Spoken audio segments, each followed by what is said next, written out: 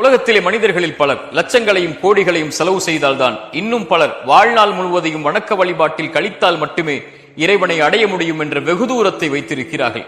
இறைத்தூதருடைய இந்த செய்தி இவர்களுக்கெல்லாம் ஆச்சரியத்தை கொடுக்கும்.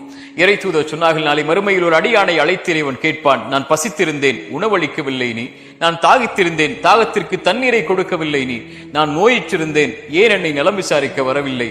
அந்த அடியான் இறைவனை பார்த்து கேட்பான், இறைவா, நீ பசித்திருந்தாயா, நீ தாகித்திருந்தாயா, நீ நோயிற்றிருந்தாயா? நீதான் இந்த உலகத்தை படைத்த இறைவனாயிற்றே. அந்த அடியானை பார்த்து இறைவன் சொல்லுவான், என் அடியானில் ஒருவன் பசித்திருந்தான், அவனுக்கு உணவை கொடுத்திருந்தால் அங்கே என்னை பெற்றிருப்பாய். அவனுடைய தாகத்திற்கு தண்ணீரை கொடுத்திருந்தால் அங்கே என்னை பெற்றிருப்பாய். அவனுடைய நோய்க்கு செலவழிக்க அல்ல, நலம் விசாரிக்க சென்றிருந்தால் என்னை நீ அங்கே பெற்றிருப்பாய்.